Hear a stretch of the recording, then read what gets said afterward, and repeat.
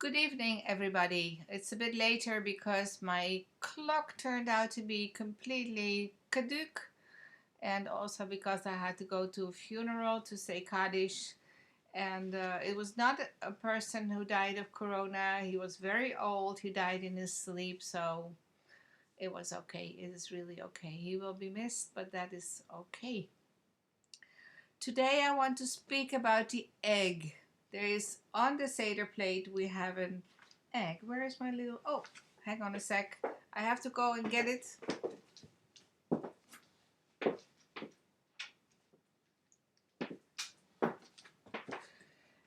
Behind me you see all the matzahs that I bought for you if you need matzahs, because Maues, it's a very old bag, antique. Maues turned out to be almost free of matzahs, and I rushed there and I thought, okay, I'm going to buy it for the killer and for whoever needs it. So if you need matzahs, you can just buy them with me. I have all sorts of sacks, small sacks, and I have packages of 2.5 kilo, and it is. We also have from last year from the Hema, it was from the north and gluten free, and also Yehuda matzah. So, but anyway, Beitza, an egg. Basically, there are two eggs on the seder.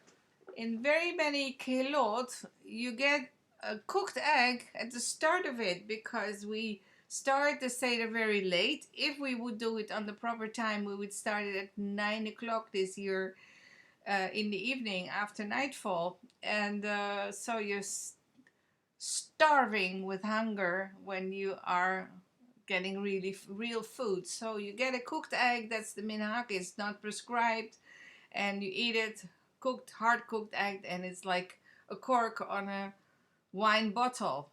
You just plop, and well, you're not hungry for quite a while.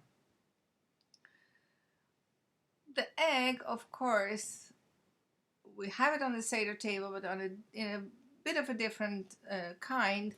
The egg, of course, is a symbol of life, a symbol of food itself. It is of spring, it is of development.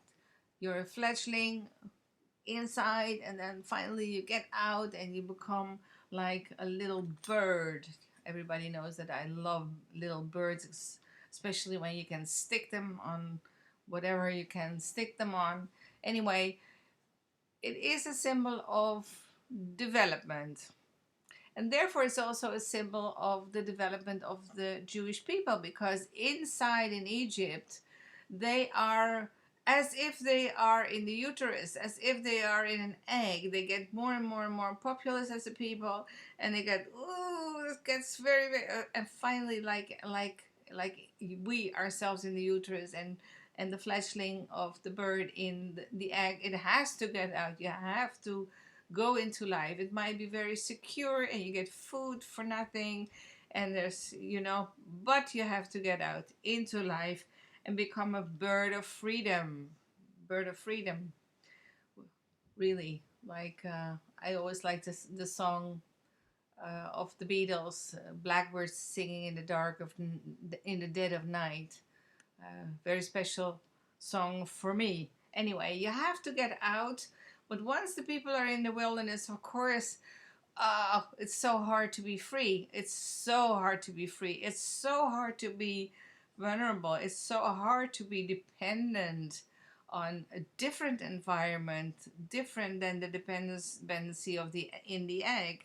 So they want to go back to Egypt. They long for the flesh pots of Egypt, and they long for all the vegetables, and they long basically to be back in this egg, be in this feeding, in this really nourishing environment where you cannot open up your wings and fly into a future that is insecure but beautiful. Anyway, so the egg is also a measurement in Talmud. Not this egg, but it probably was half as big as this one. For the rabbis in the Talmud, the egg is a measurement. They tell you how much you have to eat. Sometimes it's like an olive, but sometimes it's like an egg. What you have to eat, what you have to put away, what you have to throw away, what you can retain, and all that sort of stuff. An egg, very important measurement in Talmud. And we also find the egg in Tanakh, where it says in Dvarim, in the fifth book, chapter 22, pasuk 6 and 7, that when you come along a bird's nest with a mother bird on it, and it has chickens, and it has little chickens, chicks, and has eggs, that you cannot take everything, not the bird and the fledglings and the eggs, but you have to basically chase the mother away.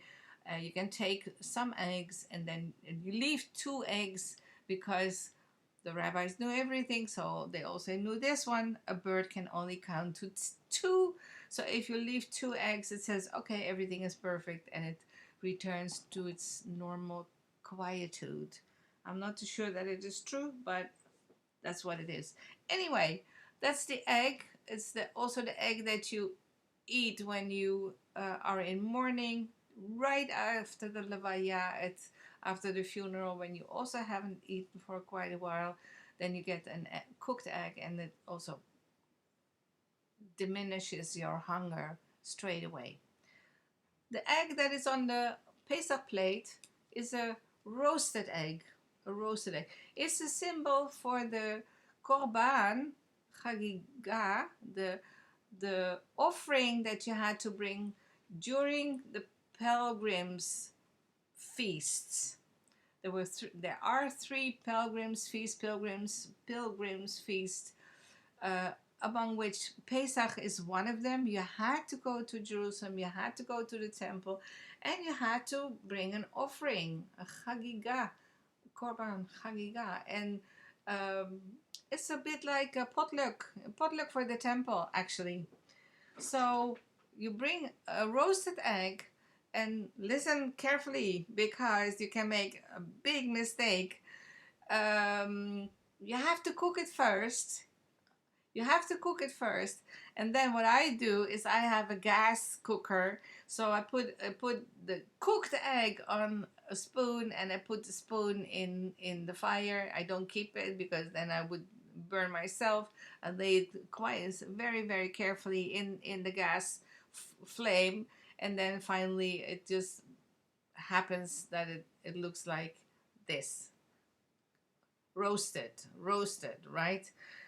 Cook it, because once I told how I did it, and I forgot to tell, or the person forgot to ask um, what sort of egg it has to be. So she did it with an uncooked egg, and the result was that her whole kitchen was in egg white, egg yellow, and the whole kitchen was a mess. So you have to cook it first, and then you can roast it.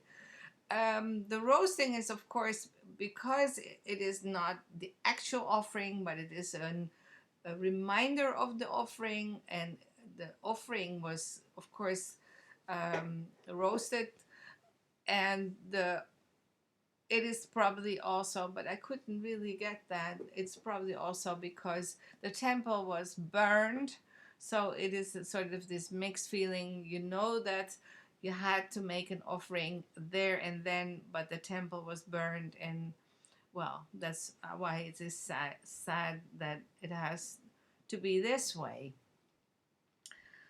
Um, I also totally different, but I just want to mention it. It's very interesting that we have an egg, although it is roasted, and a maror, both on the seder plate. Fertility and fertility, phallus and uterus, basically. So I wonder if the rabbis ever thought, or my colleagues ever thought about these 2 symbols of fertility on the same plate. Of course, this is the perfect life of perfection, and this is the bitterness of life. So together they form together, they form a very beautiful um, symbol of life as it develops and life as it gets scorched inevitably. Anyway, this is what I want to bring you tonight, and see you tomorrow. Bye bye. Bleib gesund.